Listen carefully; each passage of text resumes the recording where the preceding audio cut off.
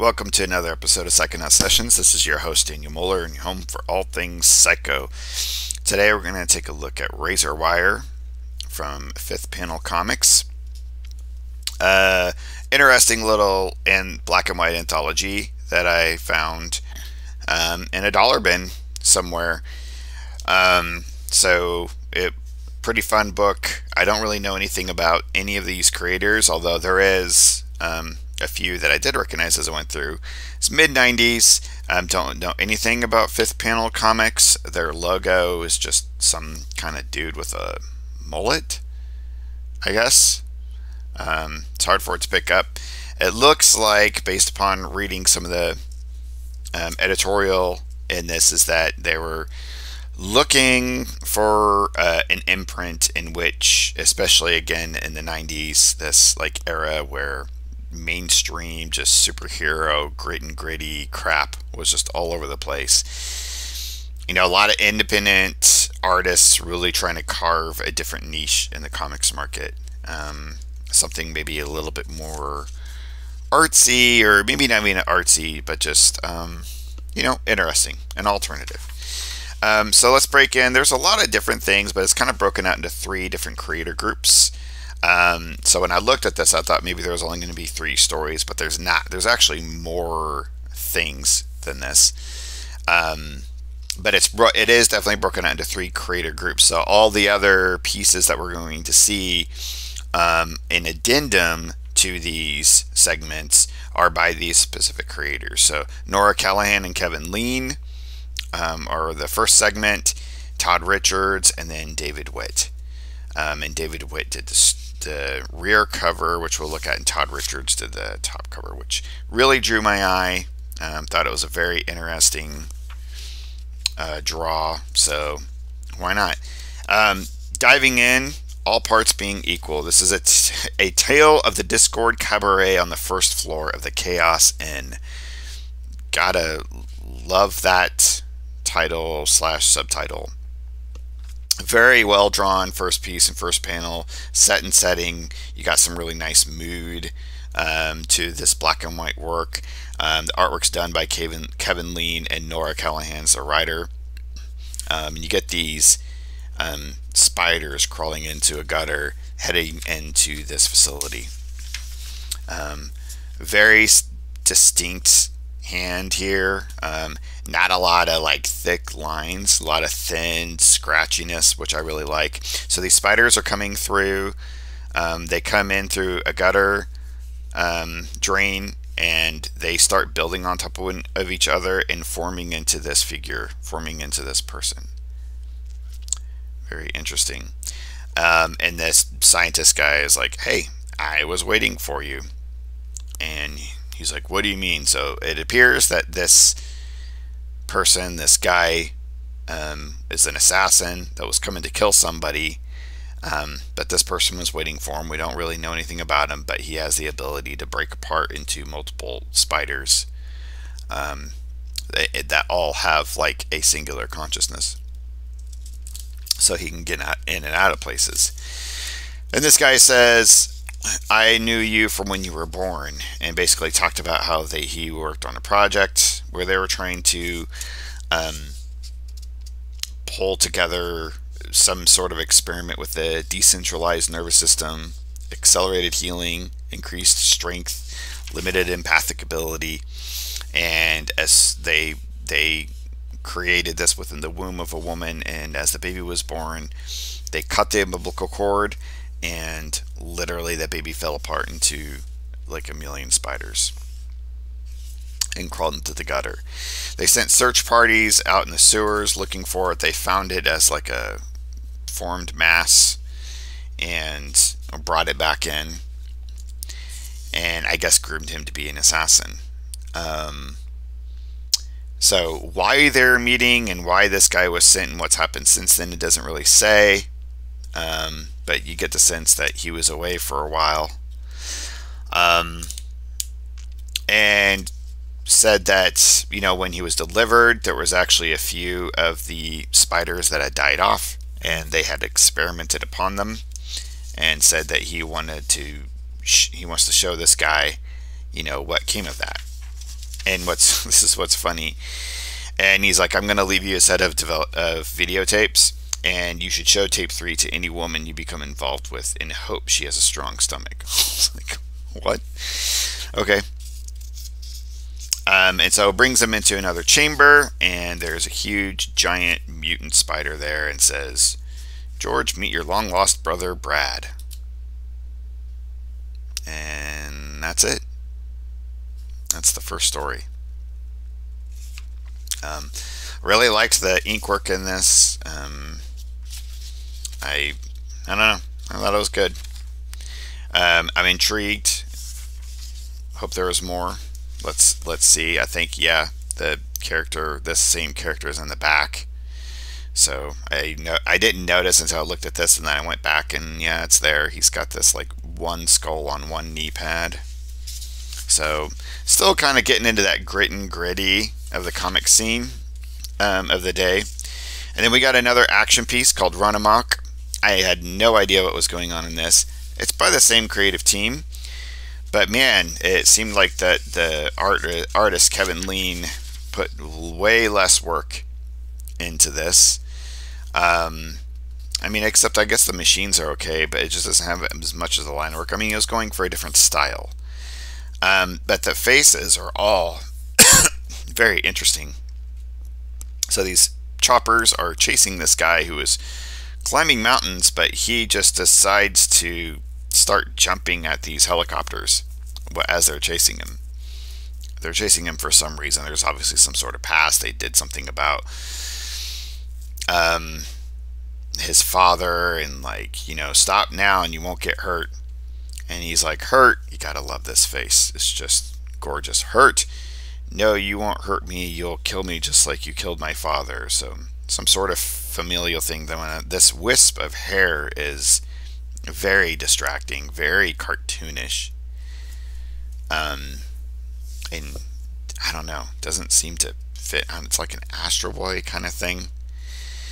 And then he just like jumps, and that's his rage face, I guess. What weird choice. I mean, he seems to be able to do faces and stuff, so just the choices that were made on this guy's face, it just almost seems like a different person. So he jumps into the chopper, and it explodes, and the other chopper goes away, and he's apparently some kind of invulnerable. It's to be continued. Not really sure what's what. There. So there's that. And then we've got a cartoon feature surrounding a person called Merchandise Man.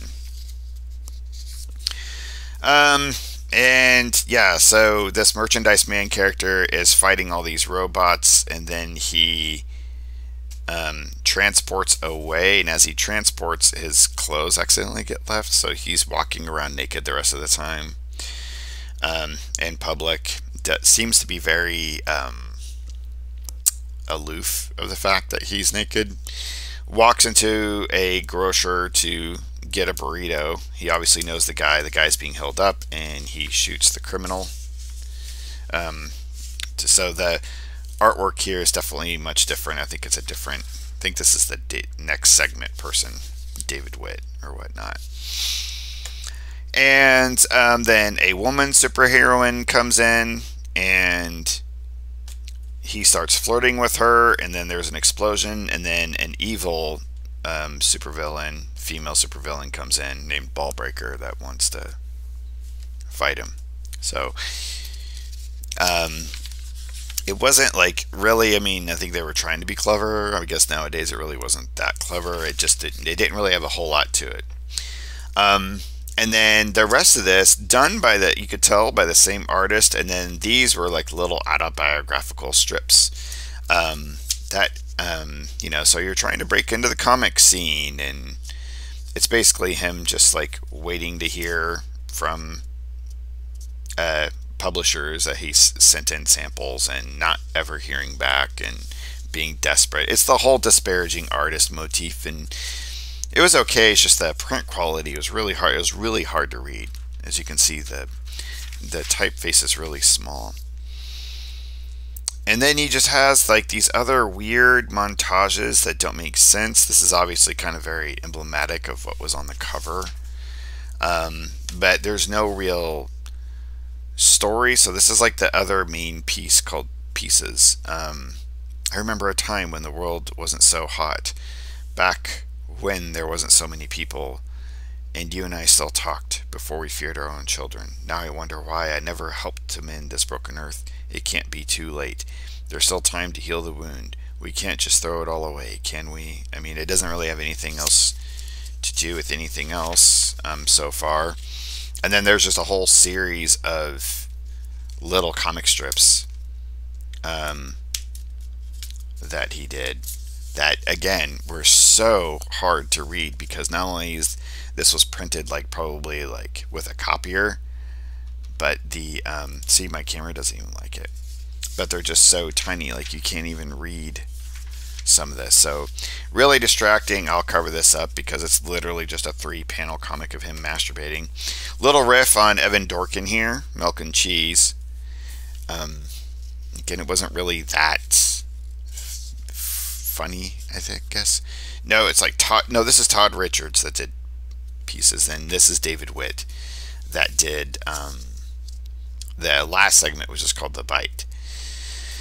Now, having kind of this just like really rough, like somebody just drew it in their notebook, like during class, kind of segment of comics that didn't really make much sense.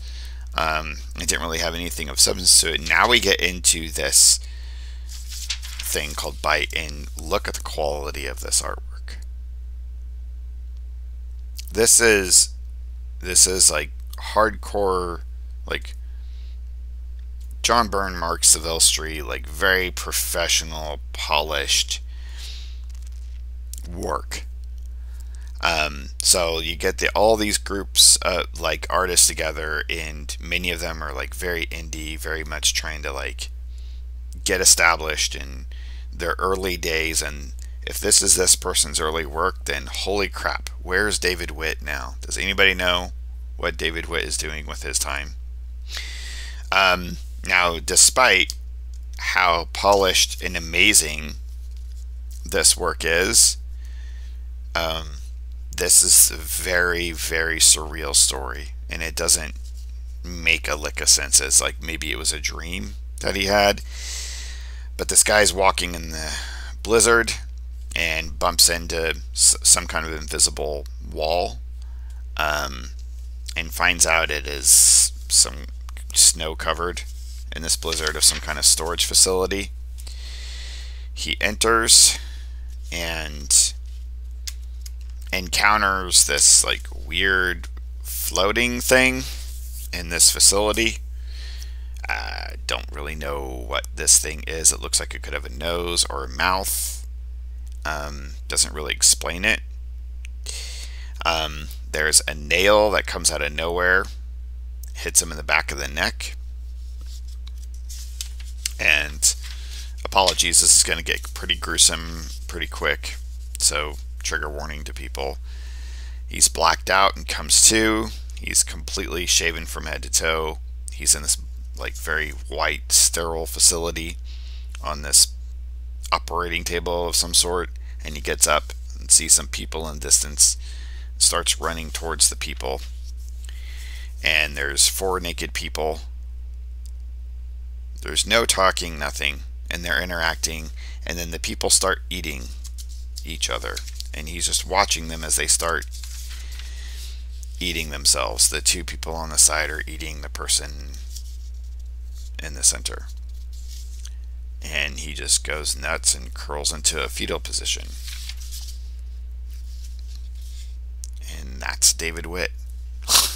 Like, very well drawn, but what the fuck. So yeah, here's some little autobiographical stuff of the artists. So David Witt apparently was the writer and artist for the continuing series East Falls. And there was a book called Malice he was working on back then, and as well as a collection called Disposable Thumbs that was supposedly going to be out. Who knows? So this is apparently a series of books that 5-panel comics, right? Yep, 5th Panel Comics had out. I don't recall ever seeing any of this. So here's that East Falls with David Witt, that Todd Richards guy who did all that Center Matter. Now that's pretty cool. Like, some of his stuff is actually like kind of neat, but again, a lot of the stuff is very surrealistic too. So they were definitely trying to really steer the course of comics in a different direction,